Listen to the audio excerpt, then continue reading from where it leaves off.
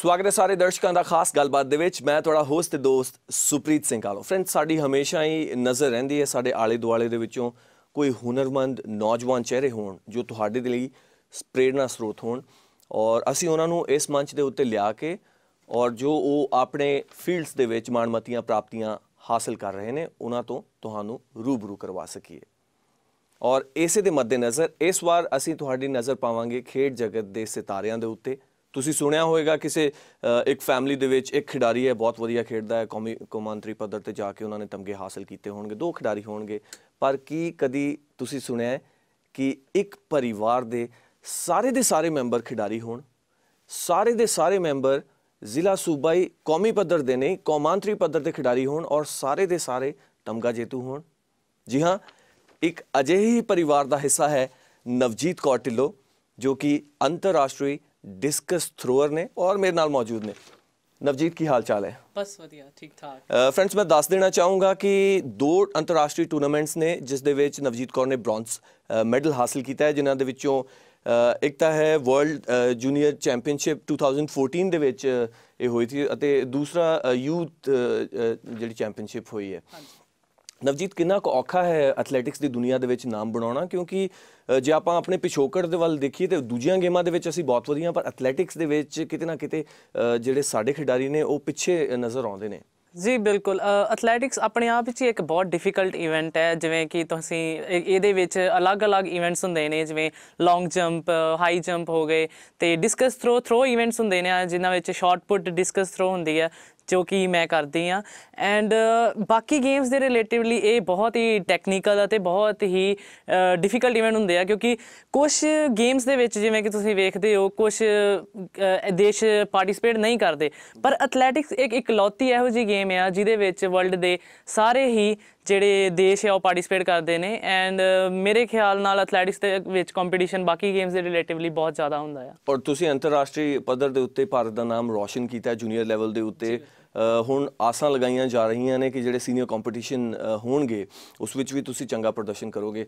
Family का काफ़ी सहयोग रहा होगा, क्योंकि सारे खिडारियों असीं चाहांगे एक बारी अपने माता पिता बारे सानूं दस दिओ कि उन्होंने किहड़ियां खेडां दे विच पार्टिसिपेट किया और किहड़ियां माणमतियां प्राप्तियां उन्होंने हासिल कीतियां? जी बिल्कुल, मेरे माता जी ने, मेरे मदर वो हॉकी प्लेयर ने एंड वो एशियन गेम्स जिहड़ियां कि 1986 दे विच होईयां सी उहदे विच ब्रॉन्ज मैडलिस्ट ने। एंड मेरे फादर साहब वो शॉर्ट पुट थ्रोअर सी एंड उन्होंने सैफ गेम्स दे विच सिल्वर मैडल हासिल किया सी। नवजीत, कित्थों शुरुआत हुई है और डिस्कस थ्रोअर ही क्यों बनना ਤੁਸੀਂ ਪਸੰਦ ਕੀਤਾ ਹੈ? ਜਿਵੇਂ ਕਿ ਤੁਹਾਨੂੰ ਪਤਾ ਹੀ ਹੈ, ਤੁਸੀਂ ਸਾਰਿਆਂ ਨੂੰ ਦੱਸਿਆ ਹੁਣੇ ਕਿ ਮੇਰੀ ਫੈਮਿਲੀ ਦੇ ਵਿੱਚ ਹੀ ਸਪੋਰਟਸ ਸੀਗੀ। ਸੋ ਮੈਂ ਸ਼ੁਰੂ ਤੋਂ ਹੀ ਅਸੀਂ ਗਰਾਊਂਡ ਜਾਂਦੇ ਹਾਂ ਜਦੋਂ ਛੋਟੇ ਹੀ ਹੁੰਦੇ ਸਾਂ। ਸੋ ਫਾਦਰ ਸਾਹਿਬ ਨੂੰ ਵੇਖਣਾ ਸਾਰਿਆਂ ਨੂੰ ਟ੍ਰੇਨਿੰਗ ਕਰਾਉਂਦੇ ਹੋਏ, ਅਤੇ ਮੈਂ ਆਪਣੇ ਬ੍ਰਦਰ ਨੂੰ ਉਹ ਤੋਂ ਬਹੁਤ ਇੰਸਪਾਇਰ ਹੁੰਦੀ ਹਾਂ, ਉਹਨੂੰ ਵੇਖਿਆ ਟ੍ਰੇਨਿੰਗ ਕਰਦਿਆਂ ਐਂਡ ਉਹਦੀਆਂ ਅਚੀਵਮੈਂਟਸ ਨੂੰ ਵੇਖ ਕੇ ਮੈਨੂੰ ਵੀ ਇਹ ਮਹਿਸੂਸ ਹੋਇਆ ਕਿ ਸ਼ਾਇਦ ਮੈਂ ਵੀ ਇਸ ਖੇਤਰ ਦੇ ਵਿੱਚ ਜਾ ਕੇ, ਕਿਉਂਕਿ ਸਾਨੂੰ ਪਿਤਾ ਜੀ ਨੇ ਸ਼ਾਰਟ ਪੁੱਟ ਥਰੋ ਕਰਦੇ ਹੁੰਦੇ ਸੀਗੇ, ਪੁੱਤਰ ਨੂੰ ਸ਼ਾਰਟ ਪੁੱਟ ਥਰੋਅਰ ਬਣਾ ਦਿੱਤਾ ਹੈ। ਮਾਤਾ ਜੀ ਨੇ ਨਹੀਂ ਕਿਹਾ ਕਿ ਮੈਂ ਵੀ ਹਾਕੀ ਖੇਡਦੀ ਸੀ, ਕੁੜੀ ਨੂੰ ਵੀ ਹਾਕੀ ਖਿਡਾਓ? ਜੀ ਬਿਲਕੁਲ, ਉਹਨਾਂ ਨੇ ਸਾਨੂੰ ਪਹਿਲਾਂ ਹਾਕੀ ਦੇ ਵਿੱਚ ਹੀ ਪਾਇਆ ਸੀਗਾ, ਬਟ ਜਦੋਂ ਆਪਣੇ ਬ੍ਰਦਰ ਨੂੰ ਵੇਖਣਾ ਸੀ ਕਿ ਉਹਨਾਂ ਨੇ ਸ਼ਾਰਟ ਪੁੱਟ ਥਰੋ ਕਰਦੇ ਆ ਐਂਡ ਉਦੋਂ ਬਾਅਦ 'ਚ ਮੈਨੂੰ ਵੀ ਇਹ ਫੀਲ ਹੋਣ ਲੱਗਾ ਕਿ ਸ਼ਾਇਦ ਇਸ ਗੇਮ ਦੇ ਵਿੱਚ ਜਾ ਕੇ ਮੈਂ ਵੀ ਸ਼ਾਇਦ ਉਹ ਪ੍ਰਾਪਤੀਆਂ ਹਾਸਲ ਕਰ ਸਕਦੀ ਹਾਂ। ਸੋ ਫਿਰ ਮਦਰ ਨੇ ਵੀ ਸਪੋਰਟ ਕੀਤਾ ਕਿ ਚਲੋ ਜਿੱਦਾਂ ਤੁਹਾਡਾ ਇੰਟਰਸਟ ਆ। ਮੇਰੇ ਫਾਦਰ ਨੇ ਵੀ ਬਹੁਤ ਸਪੋਰਟ ਕੀਤਾ। ਨਾਲੇ ਤੁਹਾਨੂੰ ਕਿਸੇ ਦੇ ਉੱਤੇ ਨਿਰਭਰ ਹੋਣਾ ਨਹੀਂ ਪੈਂਦਾ, ਉਹ ਟੀਮ ਗੇਮ ਹੈ। ਜੇ ਤੁਸੀਂ ਵਧੀਆ ਪਰਫਾਰਮ ਕਰ ਰਹੇ ਹੋ ਤੁਹਾਡੀ ਟੀਮ ਪਿੱਛੇ ਤੁਹਾਨੂੰ ਲੈਟ ਡਾਊਨ ਕਰ ਰਹੀ ਹੈ ਤੇ ਤਮਗਾ ਜਿਹੜਾ ਤੁਸੀਂ ਉਤੋਂ ਖੁੰਝ ਜਾਂਦੇ। ਹਾਂਜੀ ਬਿਲਕੁਲ, ਇਹ ਵੀ ਇੱਕ ਬਹੁਤ ਵੱਡਾ ਰੀਜ਼ਨ ਰਿਹਾ ਆ ਮੈਨੂੰ ਟੀਮ ਗੇਮ, ਕਿਉਂਕਿ ਮੇਰੇ ਮਦਰ ਨੇ ਕੁਛ ਇਹੋ ਜਿਹੀਆਂ ਪ੍ਰੋਬਲਮਸ ਫੇਸ ਕੀਤੀਆਂ ਆਪਣੀ ਲਾਈਫ ਦੇ ਵਿੱਚ, ਜਿਹਦਾ ਕਿ ਵੇਖ ਕੇ ਮੈਨੂੰ ਵੀ ਇਹ ਲੱਗਾ ਕਿ ਕਿਉਂ ਮੈਂ ਕਿਸੇ ਹੋਰ 'ਤੇ ਡਿਪੈਂਡ ਹੋਵਾਂ ਆਪਣੇ ਮੈਡਲ ਦੇ ਲਈ। ਟੀਮ ਗੇਮ ਦੇ ਵਿੱਚ ਸਿਫਾਰਿਸ਼ਾਂ ਬਹੁਤ ਜ਼ਿਆਦਾ ਚੱਲਦੀਆਂ ਨੇ। ਸੋ ਇੱਕ ਜੇ ਤੁਸੀਂ ਇੰਡੀਵਿਜੂਅਲ ਇਵੈਂਟ ਕਰਦੇ ਹੋ, ਤੁਹਾਨੂੰ ਇਹ ਲੱਗਦਾ ਹੈ ਕਿ ਜੇ ਅਸੀਂ ਹਾਰਦੇ ਹਾਂ ਜਾਂ ਜਿੱਤਦੇ ਹਾਂ ਉਹ ਸਿਰਫ ਸਾਡੇ 'ਤੇ ਡਿਪੈਂਡ ਕਰਦਾ, ਆਪਾਂ ਕਿਸੇ ਦੇ ਉੱਪਰ ਥੋਪ ਨਹੀਂ ਸਕਦੇ ਕਿ ਉਹ ਬੰਦਾ ਠੀਕ ਨਹੀਂ ਖੇਡਿਆ ਤੇ ਸ਼ਾਇਦ ਤਾਂ ਕਰਕੇ ਸਾਡੀ ਟੀਮ ਹਾਰ ਗਈ। ਸੋ ਤੁਹਾਡੀ ਜਿੱਤ ਤੇ ਹਾਰ ਸਿਰਫ ਤੁਹਾਡੇ ਉੱਤੇ ਨਿਰਭਰ ਕਰਦੀ ਹੈ। ਕਦੋਂ ਤੋਂ ਸ਼ੁਰੂਆਤ ਹੋਈ ਹੈ? ਕਦੋਂ ਸਭ ਤੋਂ ਪਹਿਲੀ ਵਾਰ ਡਿਸਕਸ ਫੜੀ ਹੈ? ਮੈਂ 12 ਸਾਲ ਦੀ ਸੀਗੀ ਜਦੋਂ ਮੈਂ ਡਿਸਕਸ ਥਰੋ ਫੜੀ ਐਂਡ ਇੱਕ ਸਾਡੇ ਸਕੂਲ ਲੈਵਲ ਤੇ ਕੰਪੀਟੀਸ਼ਨਸ ਹੁੰਦੇ ਸੀਗੇ। ਸੋ ਉਹਦੇ ਵਿੱਚ ਜਦੋਂ ਮੈਂ ਥਰੋ ਲਗਾਈ ਤੇ ਮੈਨੂੰ ਜਿਵੇਂ ਕਿ ਬਹੁਤ ਹੀ ਛੋਟਾ ਜਿਹਾ ਕੰਪੀਟੀਸ਼ਨ ਸੀ, ਉਹਦੇ ਦੇ ਵਿੱਚ ਮੈਂ ਜਦੋਂ 골ਡ ਮੈਡਲ ਹਾਸਲ ਕੀਤਾ ਤੇ ਮੈਨੂੰ ਇਦਾਂ ਲੱਗਾ ਕਿ ਸ਼ਾਇਦ ਇਹੋ ਹੀ ਇੱਕ ਗੇਮ ਆ ਜਿਹਦੇ ਵਿੱਚ ਮੈਂ ਆਪਣੀ ਕੈਪੇਬਿਲਿਟੀ ਕੁੱਲ ਮਿਲਾ ਕੇ 10 ਸਾਲ ਆਪਾਂ ਕਹਿ ਸਕਦੇ, 12 ਤੋਂ 22 ਦਾ ਸਮਾਂ, 22 ਸਾਲ ਤੁਹਾਡੀ ਮੌਜੂਦਾ ਉਮਰ ਹੈ। ਨਵਜੀਤ, ਚਾਹਾਂਗੇ ਇੱਕ ਵਾਰੀ ਤੁਸੀਂ ਸਾਨੂੰ ਦੱਸੋ ਕਿ ਰੁਝਾਨ ਰਹਿੰਦਾ ਪੂਰੇ ਦਿਨ ਦਾ, ਕਿੰਨਾ ਕੁ ਟਾਈਮ ਪ੍ਰੈਕਟਿਸ ਨੂੰ ਦਿੰਦੇ ਹੋ ਔਰ ਨਿੱਜੀ ਜ਼ਿੰਦਗੀ ਦੇ ਵਿੱਚ ਪੜ੍ਹ ਵੀ ਰਹੇ ਹੋ ਨਾਲ? ਨਹੀਂ, ਮੈਂ ਆਪਣੀ ਗ੍ਰੈਜੂਏਸ਼ਨ ਕੰਪਲੀਟ ਕਰ ਲਈ ਆ। ਸੋ ਹੁਣ ਦੇ ਟਾਈਮ ਮੈਂ ਇੰਡੀਅਨ ਰੇਲਵੇਜ਼ ਦੇ ਵਿੱਚ ਬਕਾਇਦਾ ਜੌਬ ਕਰ ਰਹੀ ਹਾਂ ਜੀ। ਕਿਉਂਕਿ ਸਪੋਰਟਸ ਦੇ ਲਈ ਤੁਹਾਨੂੰ ਆਪਣਾ ਡਾਈਟ ਵੀ ਵੇਖਣੀ ਪੈਂਦੀ ਆ, ਤੁਹਾਨੂੰ ਟ੍ਰੇਨਿੰਗ ਟਾਈਮ ਸੈੱਟ ਕਰਨੇ ਪੈਂਦੇ ਆ, ਸੋ ਰੈਸਟ ਵੀ ਕਰਨੀ ਪੈਂਦੀ ਆ ਰਿਕਵਰੀ ਲਈ। ਸੋ ਮੋਸਟਲੀ ਦਿਨ ਦੇ ਵਿੱਚ ਅਸੀਂ 6 ਘੰਟੇ ਜਿਹੜੇ ਆ ਉਹ ਆਪਣੀ ਸਪੋਰਟਸ ਨੂੰ ਦਿੰਦੇ ਆ।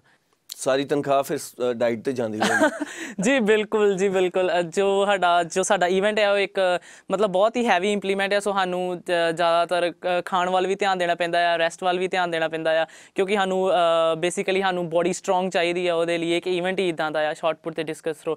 ਸੋ ਬੇਸਿਕਲੀ ਅਸੀਂ ਮੋਸਟਲੀ ਜ਼ਿਆਦਾ ਟਾਈਮ ਆਪਣਾ ਜਿਹੜਾ ਆ ਉਹ ਕਿ ਗੇਮ 'ਤੇ ਡਿਵੋਟ ਕਰਦੇ ਹਾਂ, ਜਾਂ ਫਿਰ ਜਿਹੜੇ ਸਾਡੇ ਫਾਦਰ ਸਾਹਿਬ ਆ ਉਹ ਡਾਈਟ ਦਾ ਪੂਰਾ ਧਿਆਨ ਰੱਖਦੇ ਆ ਕਿ ਕਿਹੜੀ ਚੀਜ਼ ਇਹਨਾਂ ਨੂੰ ਦੇਣੀ ਚਾਹੀਦੀ ਆ, ਕਿਹੜੀ ਨਹੀਂ ਦੇਣੀ ਚਾਹੀਦੀ, ਕਿਉਂਕਿ ਸਾਨੂੰ ਬਕਾਇਦਾ ਸਾਰੀਆਂ ਚੀਜ਼ਾਂ ਵੇਖਣੀਆਂ ਪੈਂਦੀਆਂ ਕਿਹਦੇ ਵਿੱਚ ਕੈਲਰੀਜ਼ ਨੇ, ਕਿਹਦੇ 'ਚ ਨਹੀਂ। ਸੋ ਹਰ ਇੱਕ ਚੀਜ਼ ਦਾ ਬਹੁਤ ਹੀ ਬਰੀਕੀ ਨਾਲ ਧਿਆਨ ਰੱਖਣਾ ਪੈਂਦਾ। ਪਰ ਤੁਸੀਂ ਗੁਰੂ ਨਾਨਕ ਦੇਵ ਯੂਨੀਵਰਸਿਟੀ ਦੇ ਅੰਦਰ ਹੀ ਪ੍ਰੈਕਟਿਸ ਕਰ ਰਹੇ ਹੋ, ਸ਼ੁਰੂ ਤੋਂ ਤੁਸੀਂ ਉੱਥੇ ਹੀ ਟ੍ਰੇਨਿੰਗ ਲਈ ਹੈ ਔਰ ਉੱਥੋਂ ਹੀ ਤੁਸੀਂ ਅੰਤਰਰਾਸ਼ਟਰੀ ਪੱਧਰ 'ਤੇ ਜਾ ਕੇ ਜਿਹੜੇ ਨੇ ਉਹ ਤਮਗੇ ਹਾਸਿਲ ਕੀਤੇ ਨੇ।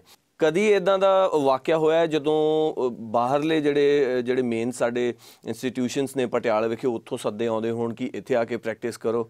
ਕਿਉਂਕਿ ਅਸੀਂ ਤੁਹਾਨੂੰ ਯੂਨੀਵਰਸਿਟੀ ਦੇ ਅੰਦਰ ਹੀ ਪੂਰੀ ਉਮਰ ਪ੍ਰੈਕਟਿਸ ਕਰਦੇ ਦੇਖਿਆ। ਜੀ ਬਿਲਕੁਲ। ਜਿਵੇਂ ਕਿ ਮੈਂ ਛੋਟੇ ਹੁੰਦਿਆਂ ਤੋਂ ਹੀ ਅਚੀਵਮੈਂਟ ਕਰਦੀ ਰਹੀ। ਜੂਨੀਅਰ 'ਚ ਵਿੱਚ ਮੈਂ ਕਾਫੀ ਰਿਕਾਰਡਸ ਵੀ ਬ੍ਰੇਕ ਕੀਤੇ ਜੋ ਕਿ ਬਹੁਤ ਹੀ ਜ਼ਿਆਦਾ ਅਨਐਕਸਪੈਕਟਿਡ ਹੁੰਦੇ ਸੀਗੇ। ਸੋ ਹਾਂਜੀ ਬਿਲਕੁਲ, ਜਦੋਂ ਮੈਂ ਕਾਲਜ ਲੈਵਲ ਦੇ ਵਿੱਚ ਖੇਡੀ ਤਾਂ ਫਿਰ ਮੈਨੂੰ ਪੰਜਾਬੀ ਯੂਨੀਵਰਸਿਟੀ ਵੱਲੋਂ ਵੀ ਆਫਰ ਆਈ ਕਿ ਤੁਸੀਂ ਸਾਡੇ ਕੋਲ ਆਓ, ਅਸੀਂ ਤੁਹਾਨੂੰ ਹਰ ਤਰ੍ਹਾਂ ਦੀਆਂ ਫੈਸਿਲਿਟੀਜ਼ ਦੇਵਾਂਗੇ, ਜੋ ਤੁਹਾਨੂੰ ਚਾਹੀਦਾ ਹੈ ਅਸੀਂ ਸਭ ਕੁਝ ਦੇਵਾਂਗੇ। ਤੁਹਾਨੂੰ ਪਿਤਾ ਜੀ ਦੇ ਵੱਲੋਂ ਸਾਰੀ ਟ੍ਰੇਨਿੰਗ ਜਿਹੜੀ ਹੈ ਉਹ ਦਿੱਤੀ ਜਾ ਰਹੀ ਹੈ ਡਿਸਕਸ ਥਰੋ ਦੇ ਵਿੱਚ। ਉਹ ਖੁਦ ਜਿਹੜੇ ਨੇ ਉਹ ਸ਼ਾਰਟ ਪੁੱਟ ਦੇ ਪਲੇਅਰ ਨੇ। ਅਜਿਹੇ ਦੇ ਵਿੱਚ ਤੁਹਾਡੇ ਫਾਦਰ ਸਾਹਿਬ ਦਾ ਕੀ ਰਵੱਈਆ ਹੁੰਦਾ ਹੈ ਕਿ ਜੇਕਰ ਤੁਹਾਡਾ ਜੀ ਕਰਦਾ ਹੋਵੇ ਕਿਸੇ ਵੱਡੇ ਕੋਚ ਕੋ ਟ੍ਰੇਨਿੰਗ ਲੈਣ ਦਾ, ਜਾਂ ਫਿਰ ਉਹਨਾਂ ਨੂੰ ਹੀ ਸੱਦ ਲਿੱਤਾ ਜਾਂਦਾ ਹੈ, ਜਾਂ ਫਿਰ ਕਿਸ ਤਰੀਕੇ ਦੇ ਨਾਲ ਮੈਨੇਜ ਕਰਦੇ ਹੋ? ਕਿਉਂਕਿ ਲੈਵਲਸ ਆਫ ਕੋਚਿੰਗ ਦੇ ਵਿੱਚ ਕਿੱਦਾਂ ਇੰਪਰੂਵਮੈਂਟ? ਜੀ ਬਿਲਕੁਲ, ਜਿੱਦਾਂ ਕਿ ਮੇਰੇ ਫਾਦਰ ਜਿਹੜੇ ਨੇ ਉਹ ਖੁਦ ਇੱਕ ਪ੍ਰੋਫੈਸ਼ਨਲੀ ਆਪ ਐਥਲੀਟ ਰਹੇ ਨੇ। ਸੋ ਉਹਨਾਂ ਦਾ ਬਹੁਤ ਹੀ ਪੋਜ਼ਿਟਿਵ ਰਿਸਪੌਂਸ ਰਿਹਾ ਅਜੇ ਕਿਤੇ, ਕਿ ਮੈਨੂੰ ਇੱਦਾਂ ਲੱਗਾ ਕਿ ਮੈਂ ਸ਼ਾਇਦ ਕਿਸੇ ਹੋਰ ਕੋਚ ਕੋਲ ਟ੍ਰੇਨਿੰਗ ਕਰਨ ਜਾਵਾਂ ਤੇ ਮੈਨੂੰ ਵੀ ਇੱਦਾਂ ਲੱਗਦਾ ਸ਼ਾਇਦ ਕੁਛ ਨਵਾਂ ਐਕਸਪੀਰੀਅੰਸ ਕਰਨ ਨੂੰ ਮਿਲੇ। ਉਹਨਾਂ ਨੇ ਹਮੇਸ਼ਾ ਇਸ ਚੀਜ਼ ਦਾ ਬਹੁਤ ਹੀ ਸਾਨੂੰ ਸਪੋਰਟ ਕੀਤਾ ਆ ਤੇ ਕਿਹਾ ਆ ਕਿ ਜੇ ਤੂੰ ਬਾਹਰ ਜਾ ਕੇ ਕਿਸੇ ਹੋਰ ਕੋਚ ਕੋਲ ਟ੍ਰੇਨਿੰਗ ਕਰਨਾ ਚਾਹੁੰਦੀ ਆ ਤੇ ਤੂੰ ਜ਼ਰੂਰ ਜਾ, ਤਾਂ ਕਿ ਤੈਨੂੰ ਨਵਾਂ ਕੁਛ ਐਕਸਪੀਰੀਅੰਸ ਕਰਨ ਦਾ ਮੌਕਾ ਮਿਲੇ। ਲਾਸਟ ਈਅਰ ਹੀ ਮੈਂ USA ਗਈ ਸੀਗੀ ਮੇਰੀ ਫਰਦਰ ਟ੍ਰੇਨਿੰਗਸ ਲਈ। ਸੋ ਮੈਂ ਉਹਨਾਂ ਨੂੰ ਸਿਰਫ ਇਹੋ ਕਿਹਾ ਕਿ ਮੈਨੂੰ ਲੱਗਦਾ ਆ ਕਿ ਸ਼ਾਇਦ ਮੈਨੂੰ ਜਾਣਾ ਚਾਹੀਦਾ ਆ ਉੱਥੇ, ਤਾਂ ਕਿ ਕੁਛ ਨਵਾਂ ਸਿੱਖਣ ਨੂੰ ਮਿਲੂਗਾ। ਸੋ ਉਹਨਾਂ ਨੇ ਬਹੁਤ ਹੀ ਪੋਜ਼ੀਟਿਵ ਰਿਸਪੌਂਸ ਨਾਲ ਮੇਰੀ ਇੱਕ ਹਫ਼ਤੇ ਬਾਅਦ ਹੀ ਮੈਨੂੰ ਟਿਕਟ ਕਰਵਾ ਦਿੱਤੀ ਕਿ ਤੂੰ ਜਾ, ਸੋ ਤਾਂ ਕਿ ਤੂੰ ਕੁਛ ਨਵਾਂ ਸਿੱਖ ਕੇ ਆਏ। ਸੋ ਮੈਨੂੰ ਉਸ ਚੀਜ਼ ਦਾ ਬਹੁਤ ਫਾਇਦਾ ਵੀ ਹੋਇਆ। ਨਵਜੀਤ, ਇੱਕ ਵਾਰੀ ਤੁਸੀਂ ਜਾਂਦੇ ਜਾਂਦੇ ਸੰਦੇਸ਼ ਦੇ ਦਿਓ ਜਿਹੜੇ ਖਿਡਾਰੀ ਨੇ ਨੌਜਵਾਨ, ਸਪੈਸ਼ਲੀ ਡਿਸਕਸ ਥਰੋਅਰ, ਕੀ ਟੈਕਨੀਕ ਉਹਨਾਂ ਨੂੰ ਦੱਸਣਾ ਚਾਹੋਗੇ ਜਿਹੜੀ ਹਰ ਇੱਕ ਖਿਡਾਰੀ ਦਾ ਇੱਕ, ਉਹ ਕਹਿੰਦੇ ਨਾ ਪਿਟਾਰੇ ਦੇ ਵਿੱਚ ਉਹਦੇ ਕੋਲ ਕੁਝ ਵੱਖਰਾ ਹੁੰਦਾ ਹੈ ਜਿਸ ਦੇ ਸਦਕਾ ਉਹ ਜਿਹੜਾ ਮੱਲਾ ਮਾਰਦਾ ਹੈ? ਜੀ ਬਿਲਕੁਲ, ਮੈਂ ਡਿਸਕਸ ਥਰੋ ਦੇ ਬਾਰੇ ਤਾਂ ਨਹੀਂ, ਪਰ ਮੈਂ ਇਹ ਜ਼ਰੂਰ ਦੱਸਣਾ ਚਾਹੁੰਦੀ ਹਾਂ ਕਿ ਜਿੰਨੇ ਵੀ ਐਥਲੀਟਸ ਨੇ ਜਾਂ ਜਿੰਨੇ ਵੀ ਲੋਕ ਜਿਹੜੇ ਆਪਣੇ ਡ੍ਰੀਮ ਨੂੰ ਪਾਉਣਾ ਚਾਹੁੰਦੇ ਨੇ, ਤੁਸੀਂ ਸਿਰਫ ਆਪਣੇ ਗੋਲ ਵੱਲ ਧਿਆਨ ਦਿਓ। ਜੇ ਤੁਹਾਡੇ ਪੇਰੈਂਟਸ ਸਪੋਰਟ ਕਰਦੇ ਨੇ, ਜੋ ਤੁਸੀਂ ਸੋਚ ਲੈਂਦੇ ਹੋ ਇੱਕ ਵਾਰ, ਜੇ ਤੁਸੀਂ ਠਾਰ ਹੀ ਲਿਆ ਕਿ ਤੁਸੀਂ ਇਹ ਚੀਜ਼ ਕਰਨੀ ਆ, ਤਾਂ ਉਹਦੇ ਤੋਂ ਕਦੀ ਪਿੱਛੇ ਮੁੜੋ ਨਾ, ਉਹਦੇ ਵੱਲ ਤੁਰੇ ਰਹੋ, ਕਿਉਂਕਿ ਅਪ ਐਂਡ ਡਾਊਨਸ ਆਉਣਗੇ ਤੇ ਤੁਸੀਂ ਲਾਈਫ ਦੇ ਵਿੱਚ ਸਿੱਖੋਗੇ ਕੁਛ। ਸੋ ਕਦੀ ਵੀ ਘਬਰਾਓ ਨਾ, ਕਿਉਂਕਿ ਜੇ ਮੁਸ਼ਕਿਲਾਂ ਆਉਂਦੀਆਂ ਨੇ ਤਾਂ ਉਦੋਂ ਬਾਅਦ ਸਕਸੈਸ ਵੀ ਜ਼ਰੂਰ ਹਾਸਲ ਹੁੰਦੀ ਆ। ਸੋ ਹਾਰਡ ਵਰਕ ਕਰੋ ਵੱਧ ਤੋਂ ਵੱਧ। ਬਿਲਕੁਲ, ਜੋ ਨਵਜੀਤ ਕੌਰ ਨੇ ਕਿਹਾ ਹੈ ਉਹ 16 ਆਨੇ ਸੱਚ ਗੱਲ ਹੈ। ਔਰ ਉਸ ਦੀ ਦੂਸਰੀ ਮਿਸਾਲ ਜਿਹੜੀ ਹੈ ਨਵਜੀਤ ਕੌਰ ਢਿੱਲੋਂ ਦਾ ਬ੍ਰਦਰ ਜਸਦੀਪ ਸਿੰਘ ਢਿੱਲੋਂ ਹੈ, ਜਿਸ ਦੇ ਨਾਲ ਅਸੀਂ ਤੁਹਾਡੀ ਮੁਲਾਕਾਤ ਕਰਾਵਾਂਗੇ ਇਸ ਛੋਟੇ ਜਿਹੇ ਬ੍ਰੇਕ ਤੋਂ ਬਾਅਦ।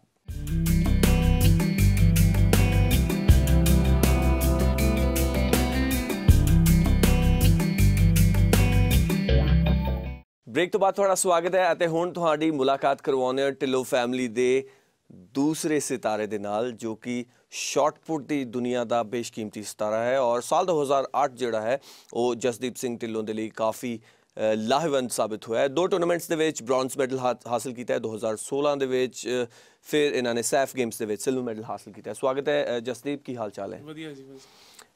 ਤੁਹਾਡੇ ਸਫ਼ਰ ਦੇ ਵਿੱਚ ਹਰਡਲਸ ਜਿਹੜੀਆਂ ਸਾਨੂੰ ਪਤਾ ਲੱਗੀਆਂ ਉਹ ਕਾਫੀ ਜ਼ਿਆਦਾ ਆਈਆਂ ਨੇ, ਔਰ ਫਿਰ ਵੀ ਤੁਸੀਂ ਜਿਹੜਾ ਹੈ ਵੱਡਾ ਮੁਕਾਮ ਹਾਸਲ ਕੀਤਾ ਹੈ। ਕੁਝ ਜਿਹੜਾ ਤੁਸੀਂ ਆਪਣੇ ਬਾਰੇ ਦੱਸੋ, ਸ਼ੁਰੂਆਤ ਤੋਂ ਸ਼ਾਟਪੁੱਟ ਦੇ ਨਾਲ ਪਿਆਰ ਜਿਹੜਾ ਹੈ ਕਿਸ ਤਰੀਕੇ ਦੇ ਨਾਲ ਪਿਆ, ਫਿਰ ਔਂਕੜਾਂ ਜਿਹੜੀਆਂ ਆਈਆਂ ਨੇ ਉਸ ਦੇ ਨਾਲ ਵੀ ਤੁਹਾਨੂੰ ਰੂਬਰੂ ਕਰਾਵਾਂਗੇ। ਮੈਂ ਦੱਸਣਾ ਚਾਹੁੰਦਾ ਜੀ, ਜਿੱਦਾਂ ਨਵਜੀਤ ਨਾਲ ਤੁਸੀਂ ਗੱਲਬਾਤ ਕਰ ਰਹੇ ਦੱਸ ਰਹੇ ਸੀ ਕਿ ਮਦਰ ਹਾਕੀ ਇੰਟਰਨੈਸ਼ਨਲ ਪਲੇਅਰ ਆ। ਪਹਿਲਾਂ ਉਹਨਾਂ ਨੇ ਮੈਨੂੰ ਹਾਕੀ ਵਿੱਚ ਹੀ ਭੇਜਿਆ ਸੀ ਤੇ ਡੇਲੀ ਜਾਣਾ, ਰਨਿੰਗ ਕਰਨੀ ਹਾਕੀ ਤੇ ਗੇਮ ਲਾਉਣੀ, ਹਾਕੀ ਦੀ ਗੇਮ ਲਾਉਣੀ। ਉਸ ਤੋਂ ਬਾਅਦ ਚੋਂ ਆਫਟਰ ਸਾਡੇ ਸੀਨੀਅਰ ਟ੍ਰੇਨਿੰਗ ਕਰਦੇ ਹੁੰਦੇ ਸੀ ਗਰਾਊਂਡ ਦੇ ਵਿੱਚ, ਤੇ ਮੈਂ ਹਾਕੀ ਨੂੰ ਛੱਡ ਕੇ ਮਤਲਬ ਕਿ ਇੱਧਰ ਆਉਣਾ, ਮਤਲਬ ਕਿ ਇਹ ਮੈਨੂੰ ਚੰਗਾ ਲੱਗਦਾ ਸੀ।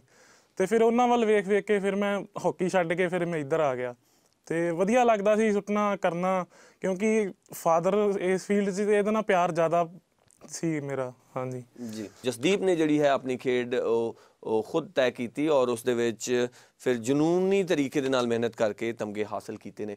ਜਸਦੀਪ, ਸਾਨੂੰ ਜਿਹੜਾ ਹੈ ਉਹ ਪਤਾ ਲੱਗਿਆ ਹੈ ਕਿ ਜਿਹੜਾ 1 ਸਾਲ ਜਿਹੜਾ ਤੁਹਾਡੀ ਜ਼ਿੰਦਗੀ ਦਾ, ਤੁਹਾਡੀ ਖੇਡ ਦਾ ਰਿਹਾ ਹੈ ਉਹ ਕਾਫੀ ਨਿਰਾਸ਼ਾਜਨਕ ਰਿਹਾ ਸੀ, ਜਦੋਂ ਤੁਸੀਂ ਆਪਣੀ ਟੌਪ ਬੈਸਟ ਪਰਫਾਰਮੈਂਸ ਦੇ ਉੱਤੇ ਸੀਗੇ। ਹਾਂਜੀ ਬਿਲਕੁਲ। ਮੈਂ 2014 ਦੇ ਵਿੱਚ ਆਪਣੀ ਤਿਆਰੀ ਕਰ ਰਿਹਾ ਸੀ ਏਸ਼ੀਅਨ ਗੇਮਾਂ ਦੀ ਤੇ ਕਾਮਨਵੈਲਥ ਗੇਮਾਂ ਦੀ, ਤੇ ਮੈਂ ਕਾਫੀ ਵਧੀਆ ਪਰਫਾਰਮ ਕਰ ਰਿਹਾ ਸੀ। ਪ੍ਰੈਕਟਿਸ ਵਿੱਚ ਬਹੁਤ ਵਧੀਆ ਪ੍ਰੈਕਟਿਸ ਚੱਲ ਰਹੀ ਸੀ ਮੇਰੀ, ਵਧੀਆ ਮੈਂ ਥਰੋ ਕਰ ਰਿਹਾ ਸੀ।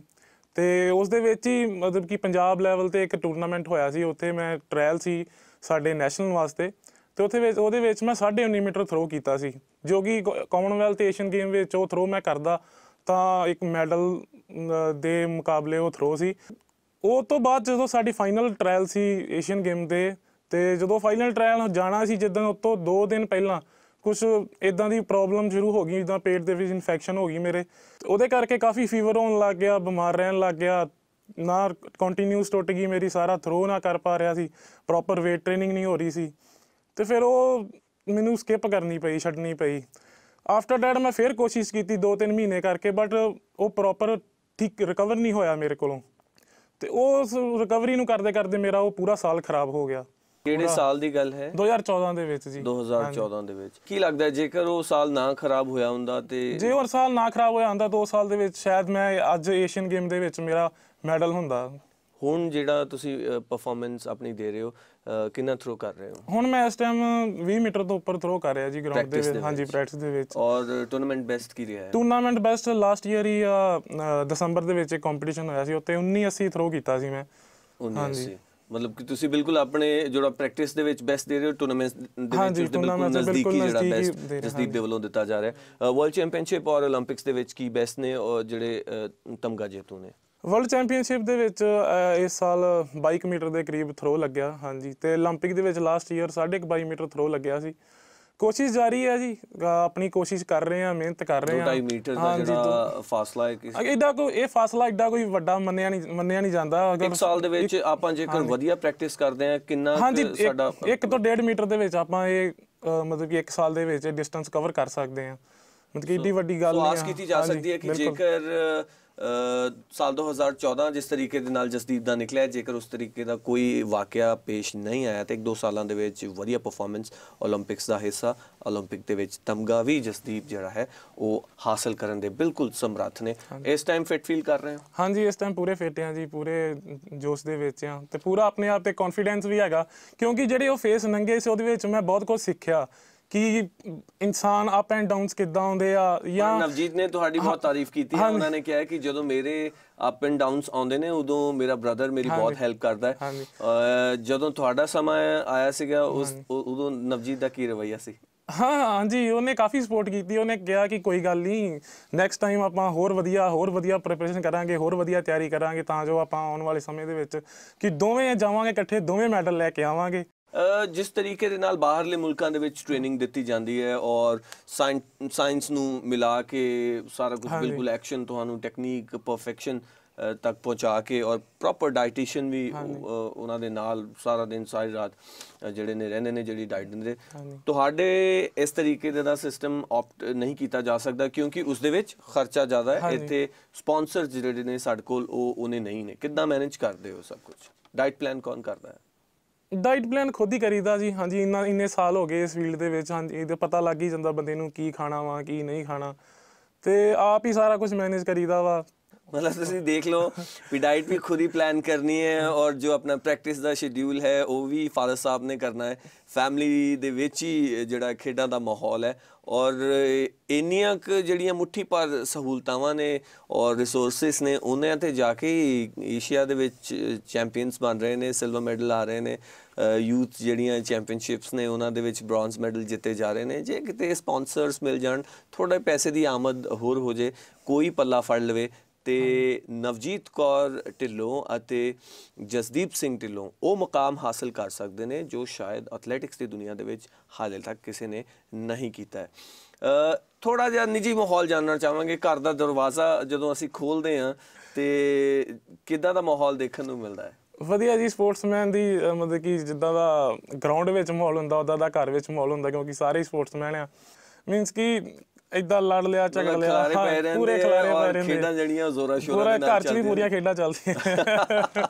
ਇਸ ਮਾਹੌਲ ਤੋਂ ਥੋੜਾ ਜਿਹਾ ਬਾਹਰ ਨਿਕਲਦੇ, ਸਭ ਤੋਂ ਵੱਡਾ ਕੰਪੀਟੀਟਰ ਆਪਣੇ ਲਈ ਪੰਜਾਬ ਇੰਡੀਆ ਦੇ ਵਿੱਚ ਕਿਹਨੂੰ ਮੰਨਦੇ ਹੋ? ਪੰਜਾਬ ਦੇ ਵਿੱਚ ਮੁੰਡਾ ਜੀ ਤਜਿੰਦਰਪਾਲ ਸਿੰਘ। ਹਾਂਜੀ, ਉਹ ਮੋਗੇ ਜ਼ਿਲ੍ਹੇ ਦਾ ਰਹਿਣ ਵਾਲਾ। ਲਾਸਟ ਈਅਰ ਉਹਨੇ 20-40 ਥਰੋ ਕੀਤਾ ਸੀ ਤੇ ਮੈਂ ਉੱਥੇ ਸੈਕਿੰਡ ਸਾਂ 19-46 ਲਾ ਕੇ। ਹਾਂਜੀ, ਉਹ ਕੰਪੀਟੀਟਰ ਇੱਕ ਇੰਡੀਆ ਦੇ ਵਿੱਚ। ਹਾਂਜੀ, ਇੰਡੀਆ ਦੇ ਵਿੱਚ ਤੇ ਪੰਜਾਬ ਦੇ ਵਿੱਚ ਵੀ, ਇੰਡੀਆ ਦੇ ਵਿੱਚ ਵੀ, ਤੇ ਇੰਡੀਆ ਦੇ ਵਿੱਚ ਇੱਕ ਹੋਰ ਕੰਪੀਟੀਟਰ ਓਮ ਪ੍ਰਕਾਸ਼ ਸਿੰਘ। ਸੋ ਕੁੱਲ ਮਿਲਾ ਕੇ ਜਿਹੜਾ ਸਾਡਾ ਕੰਪੀਟੀਟਰ ਹੈ ਉਹ ਵੀ ਸਾਡਾ ਪੰਜਾਬੀ ਭਰਾ ਹੀ ਹੈ। ਹਾਂਜੀ, ਪੰਜਾਬੀ ਭਰਾ ਹੀ ਹੈ ਜੀ, ਬਿਲਕੁਲ ਜੀ। ਤੇ ਇੱਕ ਹਰਿਆਣੇ ਦਾ ਦਰਸ਼ਕ ਸਾਡੇ ਨੇ ਜੋ ਸ਼ਾਟਪੁੱਟ ਦੇ ਸ਼ੌਕੀਨ ਨੇ, ਖਿਡਾਰੀ ਨੇ, ਹਾਂਜੀ, ਕੀ ਸੰਦੇਸ਼ ਉਹਨਾਂ ਨੂੰ ਦੇਣਾ ਚਾਹੋਗੇ? ਕੀ ਅਜਿਹੀ ਕੋਈ ਟੈਕਨੀਕ ਜੋ ਕਿ ਮੈਂ ਨਵਜੀਤ ਕੌਰ ਨੂੰ ਵੀ ਪੁੱਛਿਆ ਸੀਗਾ ਸਾਂਝੀ ਕਰਨ ਲਈ, ਪਰ ਉਹਨਾਂ ਨੇ ਕੀਤੀ ਨਹੀਂ, ਤੁਸੀਂ ਕੋਈ ਟੈਕਨੀਕ ਅਜਿਹੀ ਦੱਸਣਾ ਚਾਹੋਗੇ ਆਪਣੇ ਜੂਨੀਅਰਸ ਨੂੰ, ਜਿਨ੍ਹਾਂ ਨਾਲ, ਜਿਸ ਦੇ ਸਹਿਯੋਗ ਦੇ ਨਾਲ ਉਹ ਵੀ ਥੋੜਾ ਉੱਪਰ ਆ ਸਕਣ? ਹਾਂਜੀ, ਇਹੀ ਹੈ ਜੀ ਕਿ ਇੱਕ ਤਾਂ ਜੀ ਸਪੋਰਟਸ ਦੇ ਵਿੱਚ ਸਭ ਤੋਂ ਵੱਡੀ ਜਿਹੜੀ ਟੈਕਨੀਕ ਹੈ ਉਹ ਆ ਕਿ ਤੁਹਾਡੀ ਡੇਲੀ ਟ੍ਰੇਨਿੰਗ, ਡੇਲੀ ਰੂਟੀਨ, ਵਧੀਆ ਡਾਈਟ ਤੇ ਇੱਕ ਵਧੀਆ ਕੋਚ ਹੋਣ ਦਾ ਬਹੁਤ ਜ਼ਰੂਰੀ ਹੈ। ਹਾਂਜੀ, ਸੋ ਤੁਸੀਂ ਦੇਖਿਆ, ਦੋਵਾਂ ਦੇ ਨਾਲ ਮੁਲਾਕਾਤ ਅਸੀਂ ਤੁਹਾਡੀ ਕਰਾਈ, ਨਵਜੀਤ ਕੌਰ ਢਿੱਲੋਂ ਅਤੇ ਜਸਦੀਪ ਸਿੰਘ ਢਿੱਲੋਂ, ਜੋ ਕਿ ਮੇਰੇ ਖਿਆਲ 'ਚ 1-1.5 ਦਹਾਕੇ ਤੋਂ ਉਹਨਾਂ ਨੇ ਆਪਣੀ ਰੂਟੀਨ ਨਹੀਂ ਤੋੜੀ ਹੈ। ਸ਼ਾਇਦ ਇਸੇ ਹੀ ਸਦਕਾ ਅੱਜ ਇੰਨੀਆਂ ਮਾਣਮੱਤੀਆਂ ਪ੍ਰਾਪਤੀਆਂ ਉਹਨਾਂ ਨੇ ਹਾਸਲ ਕੀਤੀਆਂ ਨੇ, ਔਰ ਆਸ ਕਰਦੇ ਹਾਂ ਕਿਤੇ ਨਾ ਕਿਤੇ ਆਉਣ ਵਾਲੇ ਸਮੇਂ ਦੇ ਵਿੱਚ ਓਲੰਪਿਕਸ ਦੇ ਵਿੱਚ ਸਾਨੂੰ ਸੋਨ ਤਮਗਾ ਜ਼ਰੂਰ ਇਹਨਾਂ ਦੋ ਹੀਰਿਆਂ ਦੇ ਪਾਸੋਂ ਹਾਸਲ ਹੋਏਗਾ। Jasdeep, thank you very much ਖਾਸ ਗੱਲਬਾਤ ਦੇ ਵਿੱਚ ਆਉਣ ਦੇ ਲਈ। ਸੋ ਦੇਖਿਆ ਤੁਸੀਂ, ਜਸਦੀਪ ਸਿੰਘ ਢਿੱਲੋਂ ਅਤੇ ਨਵਜੀਤ ਕੌਰ ਢਿੱਲੋਂ ਦੇ ਨਾਲ ਅਸੀਂ ਤੁਹਾਡੀ ਮੁਲਾਕਾਤ ਕਰਵਾ ਦਿੱਤੀ ਹੈ, ਔਰ ਕਿਤੇ ਨਾ ਕਿਤੇ ਇਹ ਗੱਲ ਸਾਹਮਣੇ ਆਈ ਹੈ ਕਿ ਚੰਗੀ ਕੋਚਿੰਗ, ਚੰਗੀ ਜਿਹੜੀ ਤੁਹਾਡੀ ਪ੍ਰੈਕਟਿਸ ਹੋਵੇ, ਰੂਟੀਨ ਹੋਵੇ, ਤਾਂ ਅੰਤਰਰਾਸ਼ਟਰੀ ਪੱਧਰ ਦੇ ਮੁਕਾਬਲਿਆਂ ਦੇ ਵਿੱਚ ਤਮਗੇ ਜਿੱਤੇ ਜਾ ਸਕਦੇ ਨੇ। ਔਰ ਇੱਕ ਗੱਲ ਤੇ ਮੈਂ ਵੀ ਤੁਹਾਡੇ ਨਾਲ ਸਾਂਝੀ ਕਰਨਾ ਚਾਹੂੰਗਾ, ਕਿਉਂਕਿ ਮੈਂ ਵੀ ਅੰਮ੍ਰਿਤਸਰ ਦਾ ਹੀ ਰਹਿਣ ਵਾਲਾ ਹਾਂ, ਔਰ ਮੈਂ ਗੁਰੂ ਨਾਨਕ ਦੇਵ ਯੂਨੀਵਰਸਿਟੀ ਮੇਰਾ ਆਉਣਾ ਜਾਣਾ ਲੱਗਿਆ ਰਹਿੰਦਾ ਹੈ। 15, 16, 17 ਸਾਲ ਹੋ ਚੁੱਕੇ ਨੇ। ਦੋਹਾਂ ਜਣਿਆਂ ਨੇ, ਨਵਜੀਤ ਕੌਰ ਢਿੱਲੋਂ ਨੇ ਔਰ ਜਸਦੀਪ ਸਿੰਘ ਢਿੱਲੋਂ ਨੇ, ਸ਼ਾਇਦ ਇੱਕ ਵੀ ਦਿਨ ਮਿਸ ਨਹੀਂ ਕੀਤਾ ਹੋਏਗਾ। ਜੇਕਰ ਉਹਨਾਂ ਦੇ ਇੰਜਰੀ ਹੋਈ ਹੋਵੇ ਉਹ ਡਿਫਰੈਂਟ ਗੱਲ ਹੈ। ਤਾਂ ਕਿਤੇ ਨਾ ਕਿਤੇ ਆਸ ਕੀਤੀ ਜਾ ਸਕਦੀ ਹੈ ਕਿ ਓਲੰਪਿਕ ਪੱਧਰ ਦੇ ਜਿਹੜੇ ਮੁਕਾਬਲੇ ਹੋਣੇ ਨੇ, ਵਰਲਡ ਚੈਂਪੀਅਨਸ਼ਿਪਸ ਹੋਣੀਆਂ ਨੇ, ਇਹਨਾਂ ਦੋਹਾਂ ਸਿਤਾਰਿਆਂ ਨੇ ਜ਼ਰੂਰ ਚਮਕਣਾ ਹੈ ਔਰ ਭਾਰਤ ਦੇ ਲਈ ਸੋਨ ਤਮਗੇ ਜਿੱਤ ਕੇ ਲਿਆਉਣੇ ਨੇ। ਫਿਲਹਾਲ ਖਾਸ ਗੱਲਬਾਤ ਦੇ ਵਿੱਚ ਇੰਨਾ ਹੀ। ਸੁਪ੍ਰੀਤ ਸਿੰਘ ਕਾਲੋਂ ਨੂੰ ਦਿਓ ਇਜਾਜ਼ਤ। ਧੰਨਵਾਦ।